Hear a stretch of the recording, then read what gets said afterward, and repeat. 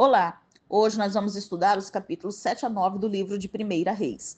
Versículo 1 do capítulo 7. O fato de Salomão gastar na construção de seu palácio quase o dobro do tempo que foi gasto na construção do templo não significa que ele se dedicou mais ao palácio. É preciso lembrar que Davi já tinha deixado separado quase todo o material necessário para a construção do templo. Ainda, o palácio tinha muitos mais cômodos que o templo, com diversas funções. Versículo 2 do capítulo 7. Talvez o palácio tenha sido chamado de Casa do Bosque do Líbano por causa do extenso uso de cedro pelo lado interior. Esse complexo provavelmente estivesse localizado imediatamente ao sul do templo. Embora fosse da mesma altura que o templo, o palácio de Salomão era consideravelmente mais comprido e tinha o dobro da largura. Versículo 6 do capítulo 7. O salão das colunas, tendo a metade do comprimento do palácio e cerca de 2/3 de sua largura. Essa construção era provavelmente um impressionante salão de entrada, uma sala de espera. Versículo 7 do capítulo 7. A sala do julgamento, ou sala do trono, era a sala onde Salomão cumpria formalmente os seus deveres como administrador do Santo Reino de Deus, que também serviria como sala de reuniões do rei com seus conselheiros. Versículo 8 do capítulo 7. Os aposentos reais, a moradia da família real, ficava atrás da sala do trono. Foi feita uma espécie de apartamento particular para a filha do faraó. Versículos 9 a 11 do capítulo 7. Uma vez descritos os pilares de apoio dos telhados, o versículo 9 descreve as paredes externas e talvez algumas paredes internas desses edifícios. Essas paredes foram feitas de pedras de boa qualidade, cortadas sob medida, serradas com serras, nas superfícies expostas. Isso provavelmente significava que eram serradas num formato bem aproximado e depois acabadas mediante alguma técnica de polimento. Vigas de cedro também eram usadas em algumas partes superiores das paredes. Versículos 13 e 14 do capítulo 7.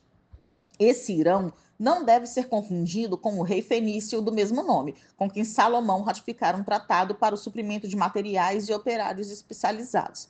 A mãe desse Irão era hebreia. Versículos 15 a 22 do capítulo 7. A partir desse versículo, do versículo 15, volta-se a falar da construção do templo. Os pilares tinham 8 metros e 10 centímetros de altura, com capitéis de 2 metros e 25 centímetros de altura. E totalizava, então, toda a coluna, um total de 10 metros e 35 centímetros. A estrutura dos capitéis e seus ornamentos era decorada por redes de trabalho trançado. O formato dos capitéis, tanto para esses pilares quanto para os pilares do pórtico, era semelhante a uma flor de lírio aberta. A uma coluna foi dado o nome de Jaquim, que significa ele estabelecerá. E a outra coluna foi chamada de Boaz, que significa ele venha em poder. As colunas não exerciam uma função de sustentáculo, elas eram ornamentais e simbólicas. Versículos 23 a 26 do capítulo 7. Um enorme recipiente de bronze, com capacidade para 40.000 litros, servia como reservatório principal de água para uso na purificação. Segundo Crônicas 4, versículo 6, indica que esse enorme tanque era destinado para a purificação dos sacerdotes, o que poderia sugerir que as bases de bronze, os suportes, eram destinados para os levitas. Ele serviria como repositório, podia-se tirar a água dele, não podia-se entrar nele. A imensa bacia de bronze repousava sobre 4 tripés formados de bois, voltados para os 4 pontos cardeais. No Antigo Oriente, os bois simbolizavam a força física e reprodutiva. O posicionamento deles indicava o senhorio universal de Deus. Versículos 27 a 37 do capítulo 7. Esses suportes eram basicamente caixas sobre rodas para mobilidade. Cada um tinha 2 bordas retangulares com figuras. Havia gravações acima e abaixo das placas. Havia chapas com 2 rodas sob a extremidade de cada base. Esses vagões portáteis e grandemente enfeitados sustentavam bacias de água, eram bacias feitas de bronze. Os sacerdotes usavam a água para lavar os pedaços de animais que tinham sido mortos, para servir como ofertas nos holocaustos. Versículo 38 do capítulo 7. As pias de bronze que Irão construiu eram sustentadas pelos suportes citados nos versículos 27 a 37. Essas pias ou bacias tinham capacidade para até 800 litros. Versículo 40 do capítulo 7. Os sacerdotes usavam as pás para remover as cinzas do altar e as bacias eram usadas para os ritos que envolviam sangue ou água. Versículo 46 do capítulo 7. Esse centro metalúrgico estava localizado a leste do rio Jordão, ao norte do ribeiro Jaboque, perto de Sucote. Versículo 47 do capítulo 7. Considerando que o bronze era um artigo de valor, é indício da riqueza de Salomão o fato de ele não precisar ser informado da quantidade que se usou de bronze. Versículos 48 a 51 do capítulo 7. Quando Salomão mandou trazer o altar de ouro, a mesa de ouro, os candelabros de ouro, as flores, as lâmpadas, as tesouras de cortar pavios, as taças, os apagadores, as bacias, os recipientes para incenso e os braseiros, as dobradiças para as portas da casa interior. Então, isso quis dizer que quando ele pediu tudo isso, então toda a operação estava terminada.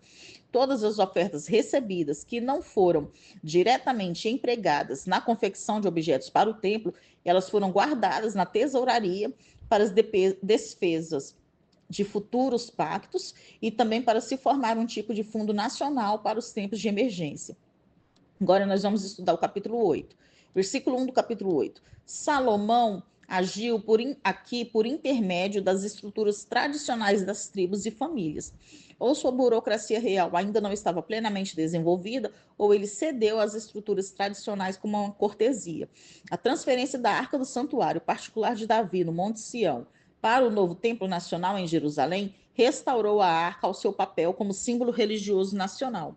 Versículo 2 do capítulo 8. Ao que tudo indica, Salomão esperou 11 meses para dedicar o templo, a fim de que a cerimônia pudesse fazer parte da festa dos tabernáculos, no ano novo, que era comemorado ao 7º mês. Versículos 3 e 4 do capítulo 8. Após a difícil lição que Davi aprendeu quanto à movimentação adequada da arca, em 2 Samuel 6, versículos 7 e 8, todo o transporte foi realizado de maneira apropriada pelos levitas. Versículos 6 e 7 do capítulo 8. O lugar da arca ficava sob as asas dos grandes querubins, cujas asas se estendiam por toda a largura do santuário interno. Assim, de maneira simbólica, a arca foi restaurada a seu legítimo lugar debaixo dos símbolos da glória de Deus e dos seres que protegiam essa glória. Versículos 8 e 9 do capítulo 8. Os cabos tinham que permanecer, uma vez que não podiam ser removidos das argolas de ouro. Dos 3 conteúdos originais da arca, haviam se perdido o maná e o bordão de Arão, ficando apenas as tábuas com os 10 mandamentos. Versículos 10 e 11 do capítulo 8. A impenetrável e insuportável glória de Deus encheu o novo santuário, como havia feito antes, quando o tabernáculo havia sido construído, em Êxodo 40, versículos 34 e 35. Versículos 12 e 13 do capítulo 8. Deus se revelou em irresistível glória e na profunda escuridão para impedir os olhos humanos de contemplar o Senhor. O templo levantado haveria de ser a habitação de Deus, apesar do fato de que nem a terra nem o céu podem conter o Senhor. Portanto, somente o nome de Deus fez habitação no templo. Nada pode conter o Senhor, entretanto, Deus pode fazer-se presente de um modo especial. Versículo 14 do capítulo 8. Esse versículo mostrou o papel da dinastia davídica como representante espiritual do povo. Primeiro, Salomão se pôs diante de Deus, falando em favor do povo. Em seguida, ele virou-se para abençoar toda a congregação. Versículos 15 a 17 do capítulo 8. Deus exerceu fidelidade ao cumprir suas promessas a Davi. Nestes versículos, são mostrados 4 passos no avanço da agenda pactual de Deus. Primeiro, Deus tinha uma habitação no meio do seu povo. Segundo, essa habitação era a casa construída pela dinastia de Davi. Terceiro, o templo era na cidade providencialmente escolhida por Davi. E quarto, essa era a dinastia escolhida por Deus. Versículos 19 e 20 do capítulo 8. Salomão se identificou como agente da linhagem de Davi, que tinha completado a construção do templo, como o Senhor tinha pactuado com Davi. Versículo 22 do capítulo 8. Salomão, então, virou-se de novo, colocando-se desta vez diante de Deus como representante do povo. Salomão se ajoelhou com as mãos levantadas para o céu e para fazer a oração. Versículos 23 e 24 do capítulo 8. Salomão fala dos atributos do Senhor, pois não há outro como o Senhor. Ele é incomparável e sua fidelidade não é algo temporário. Versículo 25 do capítulo 8. A fidelidade de Deus garantiria a permanência da dinastia de Davi se esta andasse nos caminhos do Senhor. Versículos 27 a 30 do capítulo 8. Salomão compreendia que não tinha construído um tipo de hotel para hóspedes sobrenaturais. Porém, Deus tinha prometido que ele estaria presente de maneira especial no templo de Jerusalém. Salomão suplicou ao Senhor que ouvisse as orações que fossem feitas no templo. Versículos 31 e 32 do capítulo 8. Em certas sessões de julgamento, um suspeito poderia ter que fazer um juramento de inocência no santuário a fim de corroborar sua defesa. Salomão pediu para que Deus, através de seu envolvimento na vida dos suspeitos, condenasse o culpado e declarasse o inocente isento de culpa. Versículos 33 e 34 do capítulo 8.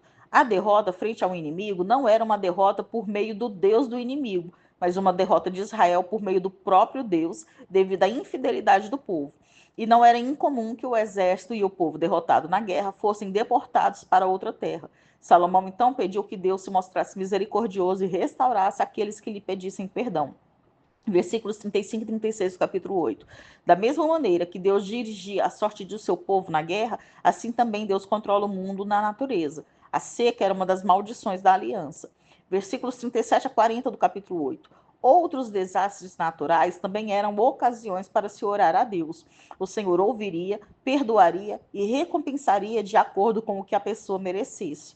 Isso resultaria em temer a Deus entre o seu povo. O temor é a reverência a Deus. Versículos 41 a 43 do capítulo 8.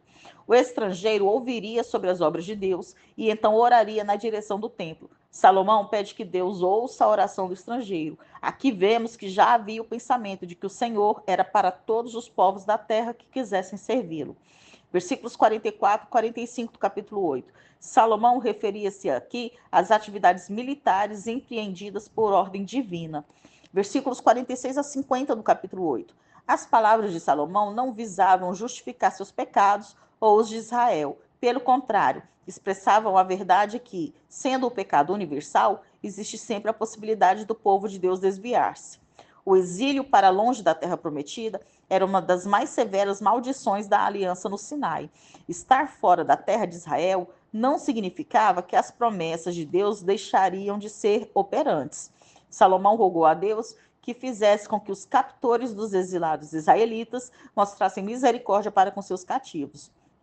Muitos entendem que a oração de Salomão foi, de certa forma, profética. Versículos 51 a 53 do capítulo 8. Visto que Deus escolheu especificamente a Israel e os libertou da escravidão no Egito para que se tornasse sua própria herança especial, então Salomão ora ao Senhor pedindo que ele não se esqueça dessa história de redenção quando Israel se encontrasse em exílio. Versículos 54 a 56 do capítulo 8. Salomão assumiu um papel de intermediário espiritual entre o povo e Deus e abençoou o povo e agradeceu ao Senhor.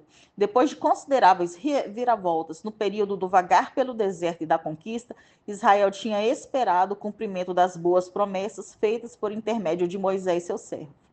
Versículos 57 a 61 do capítulo 8. A oração de Salomão é um modelo completo concernente ao que devemos ansiar em nosso andar com o Senhor. Ele rogou pela presença protetora e ajuda do Senhor, pela confirmação por Deus da sua palavra, dando cumprimento às suas promessas, pediu uma operação da graça divina em seus corações para guardarem a palavra de Deus e amarem seus justos caminhos, pediu que Deus atendesse às orações de todos os dias e suprisse as necessidades diárias, orou pela compreensão cada vez maior da natureza de Deus e orou por um coração totalmente dedicado a Deus e à vontade dele. Versículos 62 a 66 do capítulo 8. No decurso de 14 dias de festividades dedicatórias, Salomão e a grande multidão presente em Jerusalém ofereceram um número incrível de sacrifícios, transformando a celebração em uma grande festa nacional. Tudo o que veio fazer parte da adoração oficial teve de ser ritualmente consagrado. Graciosamente, Deus cumpriu sua promessa a Davi de que um de seus descendentes edificaria o templo que ele tinha desejado edificar. Agora nós vamos estudar o capítulo 9, versículos 1 a 3 do capítulo 9. No 25º ano do reinado de Salomão, o Senhor apareceu novamente a ele e disse que havia ouvido a oração de Salomão e que havia santificado o templo, fazendo-se presente de maneira especial. O nome de Deus habitaria no templo. Os olhos de Deus estariam ali, dando atenção ao templo e olhando fora dele também. E o templo seria o centro do afeto de Deus. Versículos 4 e 5 do capítulo 9. Deus novamente prometeu a Salomão uma dinastia permanente condicionada à obediência. O futuro domínio dos descendentes de Davi sobre Israel dependia de sua fidelidade a Deus. Versículos 6 a 9 do capítulo 9. A presença do templo não servia de garantia imutável contra as consequências de uma infidelidade prolongada à aliança. As maldições da aliança entrariam em efeito se o rei e o povo de Israel se mostrassem infiéis e adorassem outros deuses, e os estrangeiros se assombrariam com o que ocorreu a Israel. Versículos 10 a 14 do capítulo 9. Salomão terminou as duas construções por volta de 946 a.C. Salomão e Irão tinham um tratado anterior a respeito da madeira que seria paga em alimentos. Agora, o negócio era o pagamento de 4,5 toneladas de ouro enviadas por Irão. Salomão concedeu a Irão, então, o uso de 20 cidades na Galileia, como se fosse um empréstimo, pois futuramente elas seriam devolvidas a Salomão. Parece que as cidades eram improdutivas e ficavam na fronteira entre Israel e a Fenícia. Versículo 15 do capítulo 9. Conforme a cidade de Jerusalém foi se expandindo para o norte, ao longo da cadeia de Ofel, tornou-se necessário fazer obras de terraplanagem para servir de fortificação para a cidade. Milo, aparentemente, foi uma estrutura dessas, construída a leste do palácio para preencher uma depressão. Azor, Megiddo e Gezer eram cidades que estavam estrategicamente localizadas ao longo das maiores rotas comerciais. Ao fortificar esses três locais, Salomão consolidou seu controle sobre o comércio. Versículo 16 do capítulo 9. Gezer tinha permanecido nas mãos dos cananeus, apesar da conquista dos israelitas. O faraó capturou Gezer, talvez dos filisteus. Visto que o Egito e Israel tinham um tratado, era do interesse de ambos os países que Gezer não ficasse em mãos hostis. Assim, Faraó deu a cidade como dote da sua filha Salomão. Versículos 17 a 19 do capítulo 9. Esses versículos descrevem outros empreendimentos de Salomão na área da construção militar. Esses empreendimentos eram dispendiosos, envolviam guarnições e cidades de abastecimento para um exército de carruagem de nível mundial. Isso acarretava a construção de estradas e instalações para cuidados com alimentação e cuidados para com os cavalos. Versículos 20 e 21 do capítulo 9. Quando Israel entrou na terra de Canaã, eles deveriam destruir completamente as nações que ocupavam a região. Os israelitas, porém, não fizeram isso de maneira sistemática, e a política de Salomão era a de recrutar os descendentes desses povos de modo permanente para trabalhos forçados. Versículo 22 do capítulo 9. Salomão recrutava permanentemente povos estrangeiros que viviam dentro do território de Israel, mas os trabalhadores de Israel que ele convocava serviam por períodos fixos de tempo. Versículo 25 do capítulo 9. Salomão ofertava holocaustos 3 vezes por ano, nas festas religiosas, a Páscoa, o Pentecostes e a festa dos tabernáculos. Versículos 26 a 28 do capítulo 9. Para não depender das marinhas mercantes e dos portos de outras nações, Salomão construiu navios em Ezion-Geber, seu próprio porto. Para Israel, isso foi um empreendimento novo e Salomão valeu-se da ajuda de seu aliado Irão, rei de Tiro, que supriu marinheiros para acompanhar os marinheiros de Salomão. Nós terminamos aqui o estudo dos capítulos 7 a 9 do livro de 1 Reis.